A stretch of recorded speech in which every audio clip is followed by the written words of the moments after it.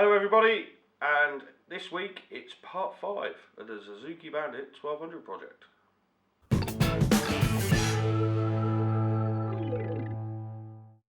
So I've been riding the bike around, still needs a carb balancing, but I haven't had a chance to do that yet, but I will soon hopefully. I have been riding it about, as just the main thing I want to do with the bike is try and ride it about, and yeah, it's starting to knock a little bit. There's more of a knocking sound coming from it than a rattle. So yeah, I'm going to keep a close eye on that, and yeah, fingers crossed. So this week I'm going to check the valve clearances. As you can see, the bike's already stripped down, it's already ready to go, so we can get checking. I've took the tank off, took the tailpiece off, which the tank's 2 bolts, 2 pipes and a clip for the fuel sender. The rear tailpiece is the grab handles, which is 4 bolts in total. Then there's 2 screws at the back and then 2 plastic ones at the front, and off it comes. And this just makes it much easier working on the bike. So I've took the valve cover off. That's some 6mm Allen keys, some 5mm Allen keys and a couple of 10mm bolts, and that's nice and easy to get off. And now that's off, I can check the valve clearances. Okay, so we have our trusty feeler gauges. These are imperial, they should be metric. So we've done some calculations with the use of Google, and yeah, we are going to double check this with metric feeler gauges, but just because this is all we have at the moment, we're going to do it with this. So on the inlet, the tightest it should be is 4. So I've got 4 here, and because there isn't a 5, I'm actually going to use the 2 and the 3 together.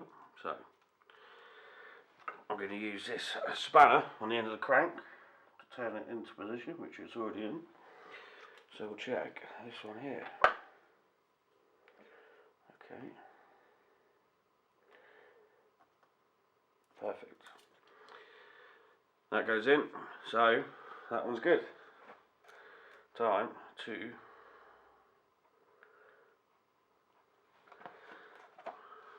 to write it in the book.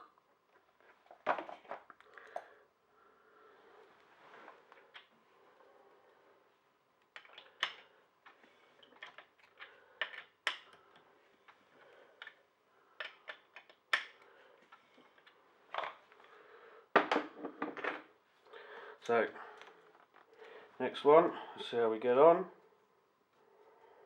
There we go. That's on the top one as well. Number 4. So I'm going to carry this on, and then we're going to have a look at the results, see what we find. So an interesting find. I thought the exhaust valve clearances were going to be quite a big tolerance. I thought it was going to be over tolerance, but turns out they're actually a little bit tight. So where the rattling's coming from, I'm not quite sure. More investigation is required. So the exhaust valves, these are all a bit tight. There's one that's a little bit looser, but it's still too tight. And the exhaust valves, they are all okay. They're all on the bottom tolerance.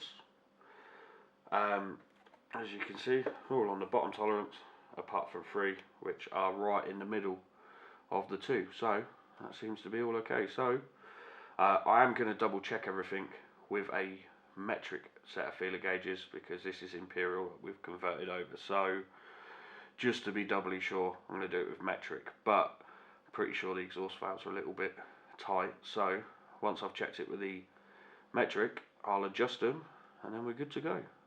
So, end of part 5. I can't believe it's been 5 weeks already. Thank you all for continuing to watch the videos. We do appreciate it, and we do try and read through the comments. So if you do have any comments, let us know, and we'll read through them and try and answer them as and when we can. So until next week, we'll see you later.